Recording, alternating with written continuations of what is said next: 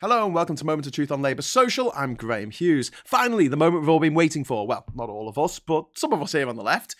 Keir Starmer has finally told the Tories to shove their culture war bullshit where the sun don't shine.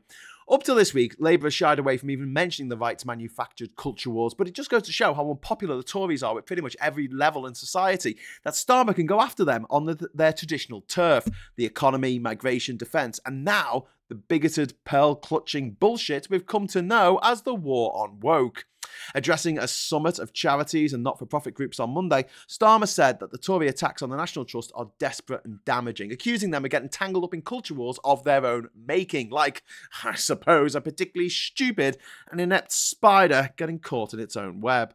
Starmer went on to say that we needed to reset the relationship between government and civil society. Amen to that. In recent years, the National Trust has been criticised by Tory MPs and right-wing pundits for the crime of teaching history about the properties that they manage. You know, telling people about stuff that actually happened in the past. And how dare they? In 2020, the National Trust linked the family home of Winston Churchill to slavery and colonialism, to the horror of stupid people who want to imagine their historical heroes as one-dimensional cartoon characters shorn of all content and nuance. Because if there's something that Tories, modern architects, and AI really struggles with, it's context and nuance. As someone with a degree in history, this gets right up my nose. Oh no, we don't want people learning about what happened in the past, how these stately homes were paid for. We just want them to look at the shiny things, and that's it. It's the equivalent of a child sticking their fingers in their ears and going, la la la la la la la. It is beyond pathetic. You know what? If you want to look at the stolen chintz from around the world and chuckle to yourself about how great it is that it just magically appeared in this fine, stately home, that's fine. Just don't read the sign. Don't look up the property on Wikipedia. Don't waste 3 years of your life getting a degree in history. No one is forcing you to do any of this shit. Last year, Lee Anderson, who was at the time the deputy chair of the Tory party, told Gammon Box News that it wasn't the National Trust's place to be lecturing people on net zero. This is because the National Trust is doing its best to look after the 610,000 acres of countryside in England, Wales and Northern Ireland it is entrusted with protecting, and there's no countryside on a dead planet. Meanwhile, Jacob Rees-Mogg, a man who identifies as the ghost of a Victorian serial killer, said that the National Trust should stay clear of identity politics and accused the charity of alienating tens of thousands of members, of whom I'm one. I don't feel alienated. I feel included. In 2022 and 2023, there was a concerted effort by a group of Tufton Street think tank twats to actually take over the National Trust board and turn it into some kind of history-denying fantasy realm that exists solely to provide hunting grounds for toffs to ruthlessly kill animals that do not need to be dead. As a National Trust member, I voted against them in 2022, and I did so again in 2023. And honestly, I don't have to be doing this shit every year for the rest of my life. I sincerely wish they would just fuck off and go find some other British institution to bring down from within. Say, for example, the monarchy. But back to Keir Starmer. He also said that the Tory rhetoric had helped demonise the RNLI, the Royal National Lifeboat Institution. The RNLI, in which volunteers put their lives on the line to rescue drowning people from the sea. The Tories have gone after them for saving the lives of the wrong people, with that bollock-faced foghorn of ignorance, Nigel Farage, calling the group a taxi service for illegal trafficking groups.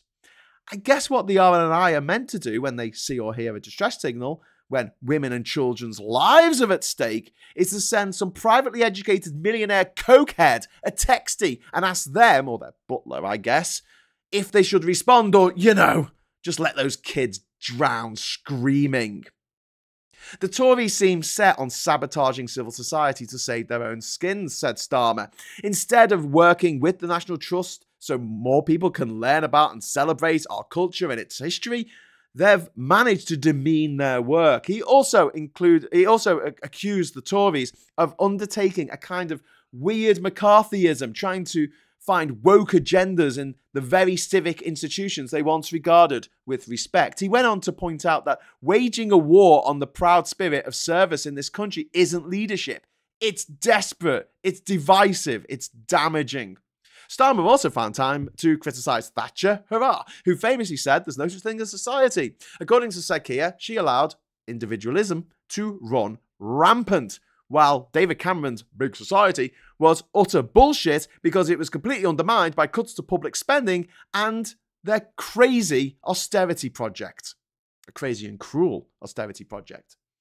Starmer promised that a Labour government would harness civil society as one of the three key engines for renewal, working alongside the public and private sectors. I think it's quite interesting that the Tories have always wanted to move the debate towards childish discussions of what is woke and what is not. And you'd expect Labour to tend to shy away from that, hoping to deprive this desperate and divisive Tory bullshit the oxygen those on the right so obviously crave.